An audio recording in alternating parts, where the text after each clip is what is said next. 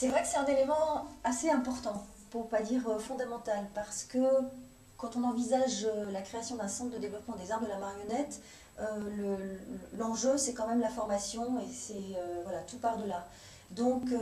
un centre de développement, oui, ça reste quelque chose, ça reste un objectif hein, on va chercher à atteindre. C'est complexe,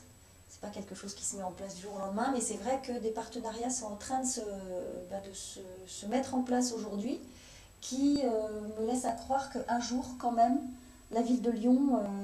sera dotée d'un bel outil artistique de cette envergure-là. Bon, je pense à des partenariats notamment avec le musée Gadagne.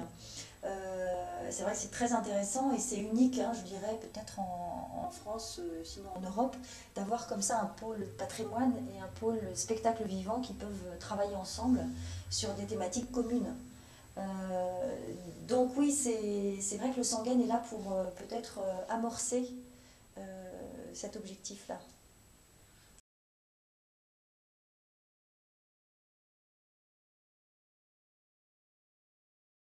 Ça, c'est vraiment un grand rêve qu'on nourrit depuis des années. On a à Lyon quelque chose de très original qui s'appelle Guignol, qui, à mon avis, bon, a eu la chance de profiter d'un certain nombre de passions, de passionnés qui ont réussi à maintenir cette tradition jusqu'à aujourd'hui. On doit constater quand même qu'il y a de moins en moins de gens qui se forment à cette technique-là,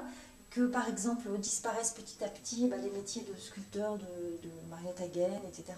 Et donc il me semble qu'en inscrivant Guignol sur la liste du patrimoine immatériel de l'UNESCO, c'est un bon moyen déjà de le faire, le rendre visible au niveau international, de poser les choses, et puis peut-être de fédérer autour de lui toute une nouvelle énergie en fait, et un désir de création qui ne se perd pas évidemment, mais qui peut-être s'effiloche un petit peu au fil du temps. Donc c'est un moyen de rebooster ce personnage qui a tellement de choses à dire.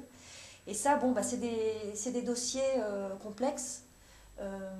et longs à faire remonter, mais ma foi, si Guignol pouvait être inscrit à côté des wayang indonésiens et des marionnettes siciliennes, hein, qui sont déjà inscrites sur la liste de ce patrimoine, et ben je serais fière pour la ville de Lyon, pour ce personnage, puis pour les Lyonnais, puisque c'est un personnage qui appartient aux Lyonnais.